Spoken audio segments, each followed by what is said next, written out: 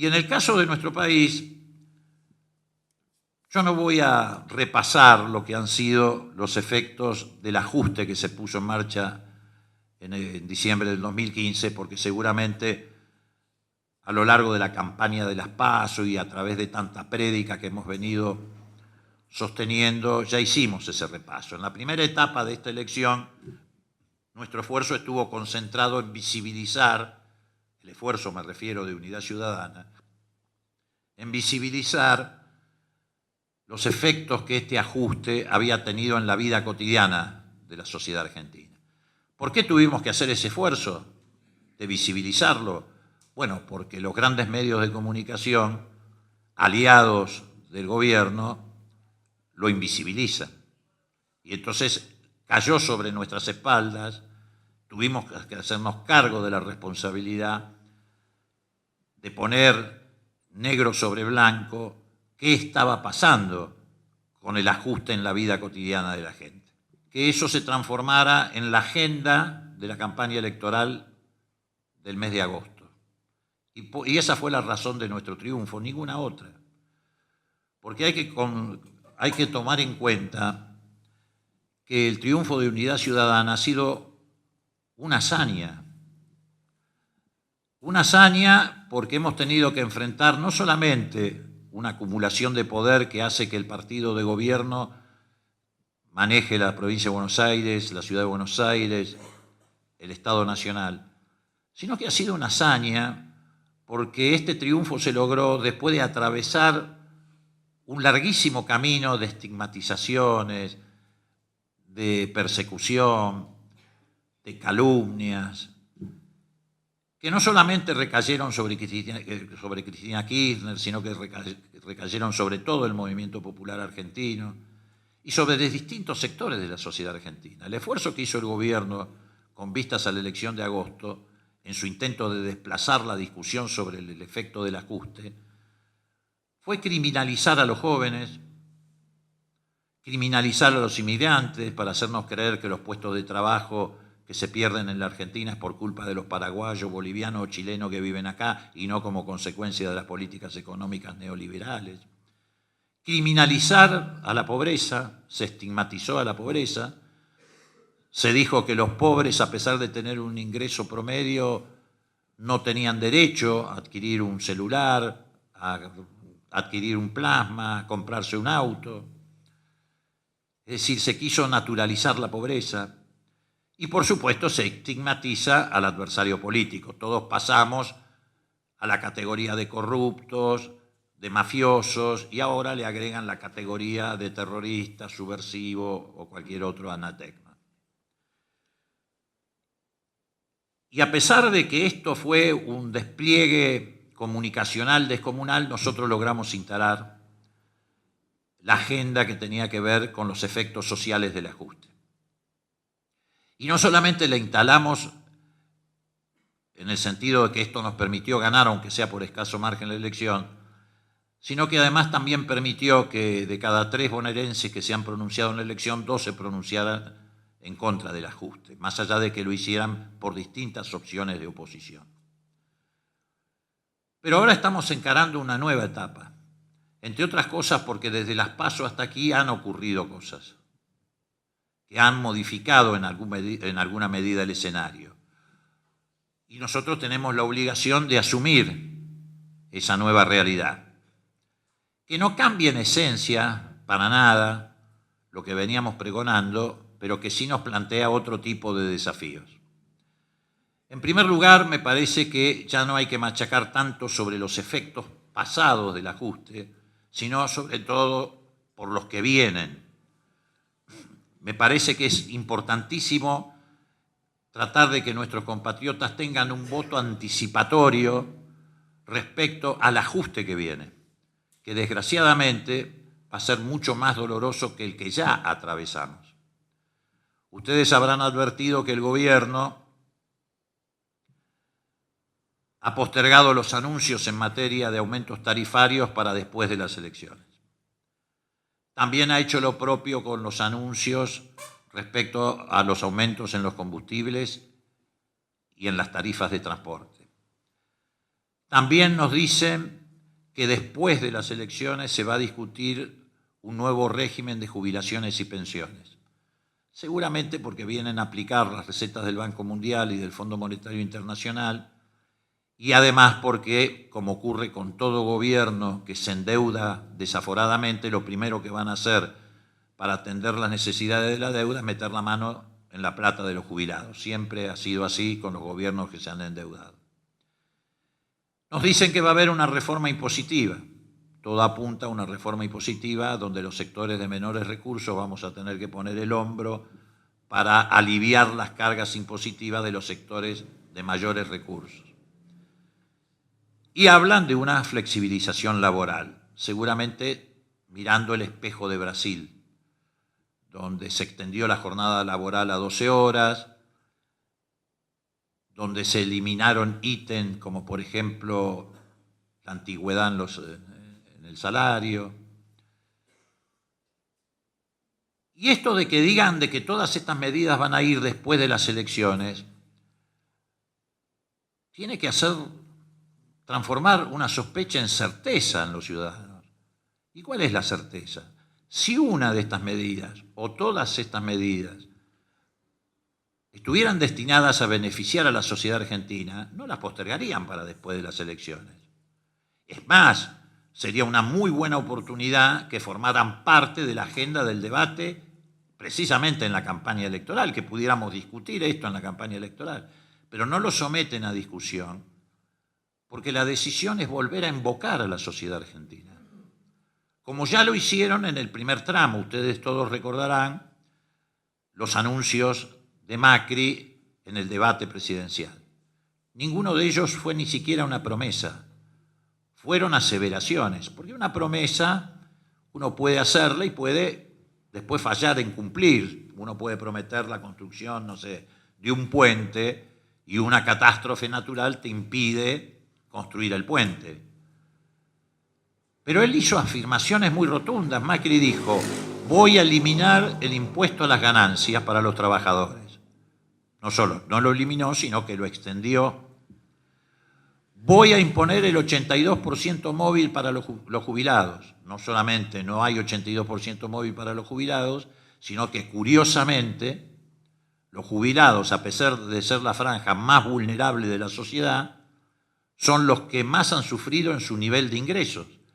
Porque si bien es cierto, los trabajadores registrados, de acuerdo a la rama de producción de que se trate, perdieron a lo largo del 2016 entre un 10 y un 15% del valor de sus salarios, en el caso de los jubilados fue mayor, porque la inflación de los jubilados se mide de otra manera. La inflación de los jubilados o para los jubilados son alimentos y medicamentos casi exclusivamente.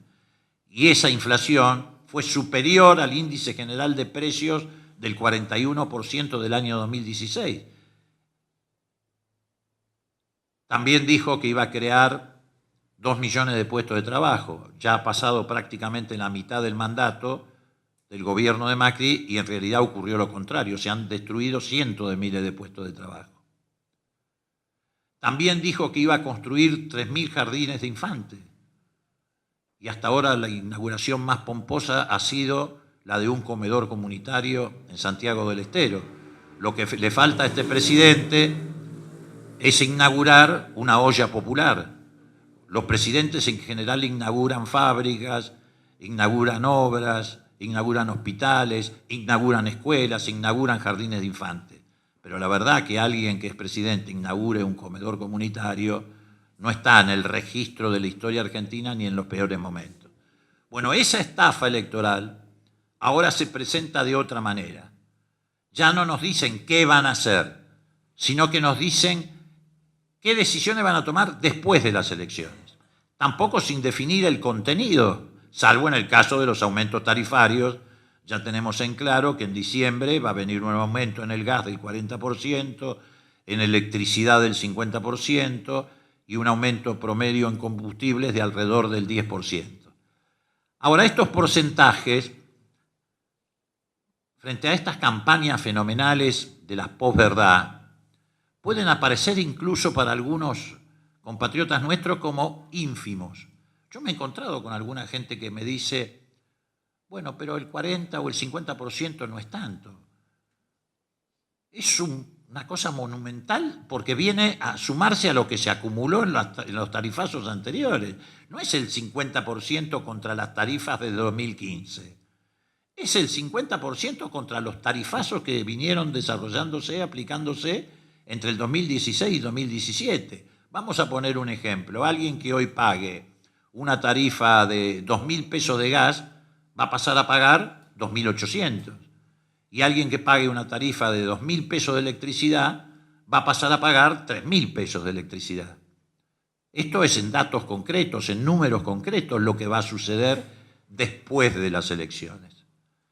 Entonces yo creo que hay que tratar de abrir los ojos a nuestros compatriotas en ese sentido para que voten protegiéndose, cuidándose en términos de su ámbito familiar, pero también de su actividad económica. Hay todavía mucha gente que se nos acerca y dice, bueno, en realidad este sinceramiento, como lo llaman tarifario, era necesario porque antes pagábamos tarifas muy bajas. Como si esto hubiera sido la decisión populista de regalar plata. Y esto no era así, era una política de naturaleza económica. En la medida en que los hogares pagaban tarifas de servicios accesibles, quedaba un remanente para que en esos mismos hogares se pudiera comprar una camisa el hombre de la casa, se pudiera comprar un celular, se pudiera comprar azulejo para un nuevo baño, se movía el consumo. Y en el caso del comercio y la industria, también la posibilidad de acceder a tarifas razonables permitía que se pudiera comprar con el excedente de los ingresos producto de ese consumo que te daba ganancia, una máquina, que esa máquina generara un puesto de trabajo, es decir, se favorecía la producción y el consumo. No se le regalaba nada a nadie. Hoy está demostrado, además, que es mucho más caro, muchísimo más caro para el bolsillo de los argentinos sostener a los ricos que sostener a los pobres. Muchísimo más caro. Porque la transferencia de ingresos que se ha producido desde la economía de los sectores populares hacia los grupos económicos concentrados es lo que ha generado este estado donde el consumo prácticamente ha desaparecido, no hay inversión, no hay producción, y todo eso además coronado con un fenomenal proceso de endeudamiento externo.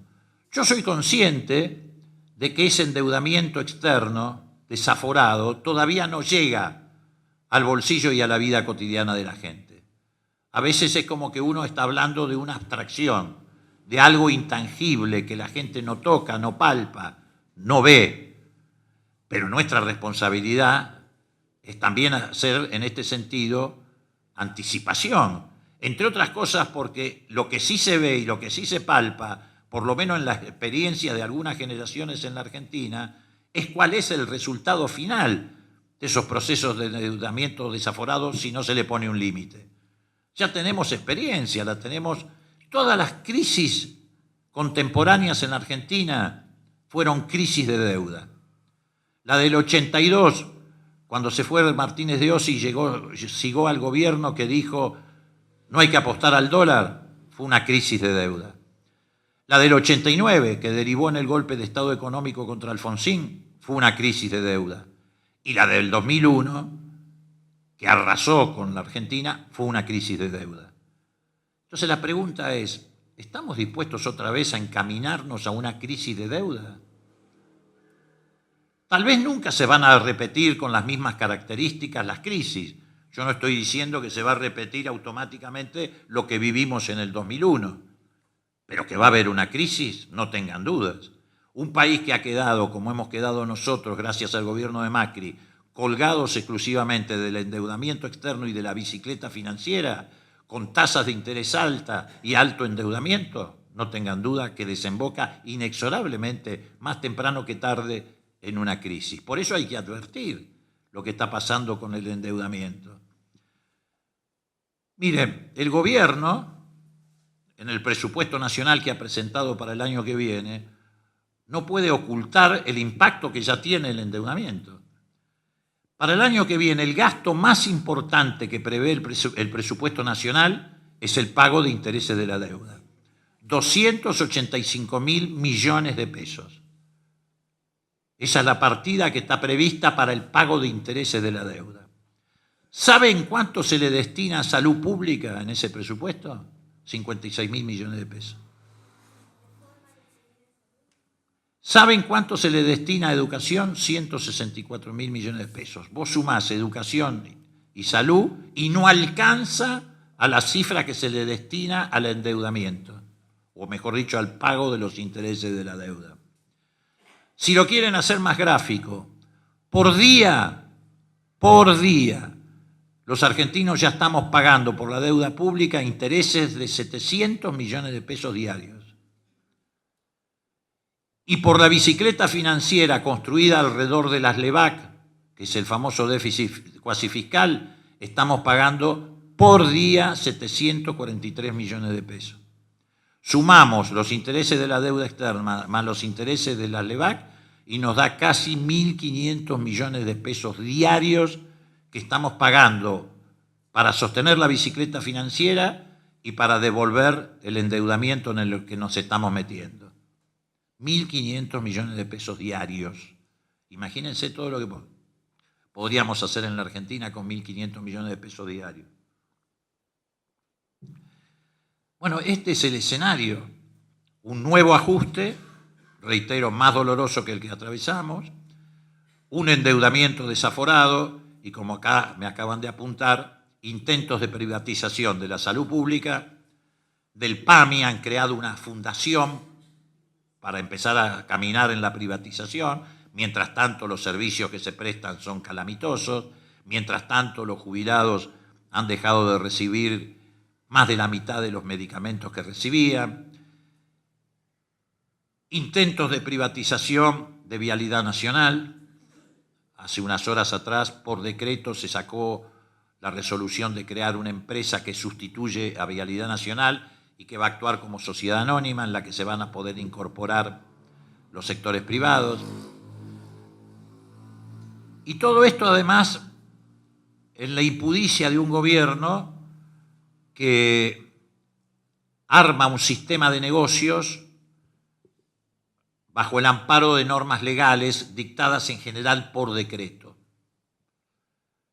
Por ejemplo, la que dictó por decreto el presidente de la Nación para habilitar a sus familiares a que pudieran blanquear dineros, cuando expresamente el Congreso de la Nación Argentina, cuando se debatió la ley de reparación histórica que incluía el blanqueo, prohibió el blanqueo por parte de familiares directos de los funcionarios. Esa prohibición el presidente de la Nación la pasó por encima con un decreto. Y ahora está enloquecido, irritado, porque los medios periodísticos, particularmente Horacio Berbisky, Página 12, dieron a conocer las consecuencias de ese decreto. Un hermano del presidente blanqueó 35 millones de dólares y todo su grupo familiar y algunos de sus amigos del alma blanquearon en total 3.000 millones de pesos, o sea, el equivalente a 180 millones de dólares. Y todavía seguimos discutiendo los bolsos de López. Si López hubiera sido inteligente como ellos, hubiera blanqueado los 9 millones de dólares de esas coimas, que probablemente también se las pagó Calcaterra y el grupo Macri, y hoy no tendría ningún tipo de problema. Entonces estamos viviendo también un mundo de ficción, el de la doble vara. Lo que sirve para uno no sirve para el otro. Por supuesto que yo tengo el derecho, como cualquier argentino, a preguntarle al grupo Macri cuál era el origen de esos 35 millones de dólares del hermano del presidente y de los 180 millones de dólares que blanquearon por un decreto. Porque obviamente era dinero no declarado, que ni siquiera han traído al país. Lo exteriorizaron y lo dejaron donde estaba. Probablemente ¿dónde? En Panamá. Porque en realidad, y esto es muy fuerte, pero yo lo digo con absoluta tranquilidad, ¿cuál es la diferencia entre López y Macri? La única diferencia es que López tiró ese sinvergüenza, los bolsos por encima de la tapia del convento, y Macri y su grupo vienen tirando hace 30 años esos mismos bolsos por encima de la frontera argentina y en vez de caer en el jardín del convento, caen en Panamá.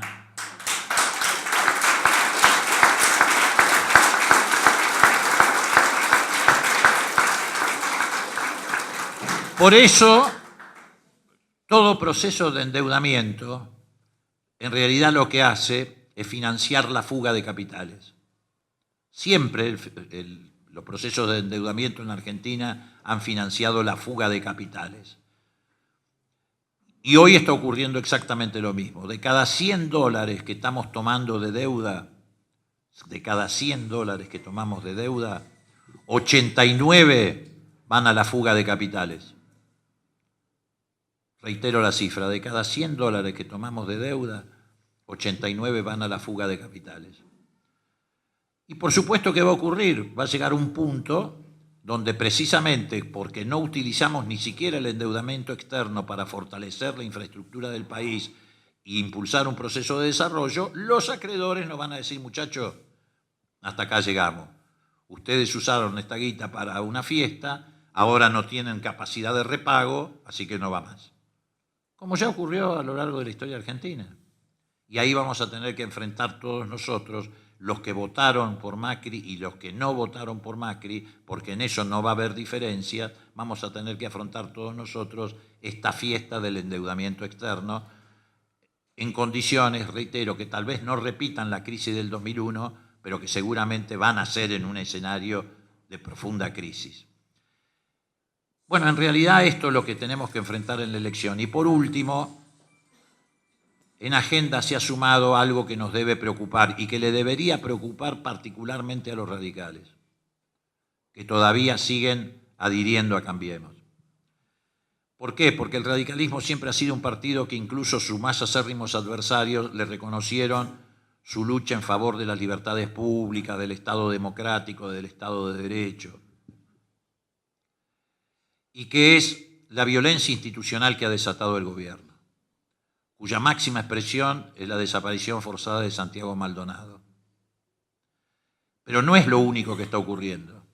Además de tener una presa política, ahora tenemos un desaparecido, hay aprietes a los medios de comunicación, pretenden desplazar por decreto a la procuradora fiscal, infiltran policía y servicios de informaciones en las marchas. Fíjense ustedes qué cosa increíble, ¿no? Todas las grandes marchas durante el gobierno de Cristina o de Néstor han sido marchas pacíficas. Y estoy hablando de marchas de cientos de miles de personas, incluyendo la última cuando ella se despidió en Plaza de Mayo. Desde que tenemos el gobierno de Macri, sorpresivamente las marchas siempre terminan en incidentes. Yo he estado en esas marchas y he visto la misma composición de público, la gente, familias, etc. Pero siempre al final aparece un grupito de enmascarados que provoca este tipo de situaciones. ¿Y eso por qué es así? Porque el gobierno está tratando de construir un enemigo interno. ¿Por qué quiere construir un enemigo interno? Porque quiere justificar pasar por encima del Estado de Derecho. Yo sería un irresponsable y además un exagerado si dijera que estamos viviendo bajo las condiciones de una dictadura militar, pero a esta altura también sería exagerado decir que estamos viviendo en las condiciones de un Estado de Derecho pleno, porque todas estas cosas que están ocurriendo, apriete al periodismo, infiltrados en las marchas, desaparición forzada de Santiago Maldonado, preso político, van marcando un camino que es apuntar hacia un estado de excepción. Porque ellos saben mejor que nosotros que el escenario al que nos quieren llevar en materia económico y social va a ser resistido por muchos sectores de la sociedad argentina, que no van a renunciar así nomás a sus derechos o a la calidad de vida que alcanzamos. Y entonces están imaginando un enemigo interno, donde meten todo, el kirchnerismo, la izquierda, los mapuches, los periodistas que no son adictos, Y en ese sentido tienen la impunidad que les otorgan estos medios de comunicación que son aliados del gobierno y también un sector del Poder Judicial que actúa en el mismo sentido, no solamente demoliendo al movimiento popular, sino también blindando y dándole impunidad al gobierno.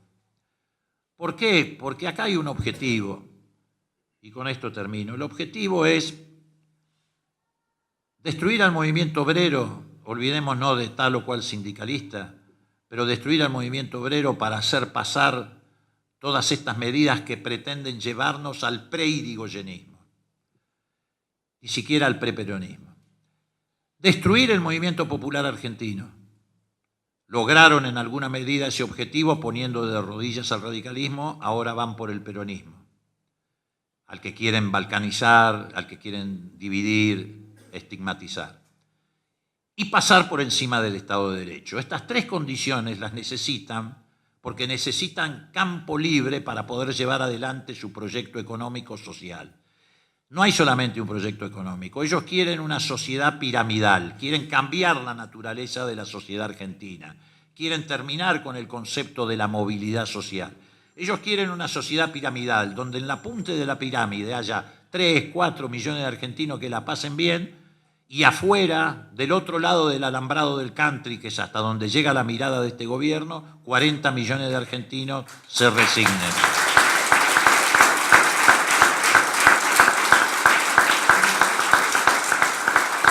Pero para imponer ese modelo de sociedad necesitan liberarse de lo que ellos consideran que son los obstáculos que impiden llegar a ese modelo de sociedad.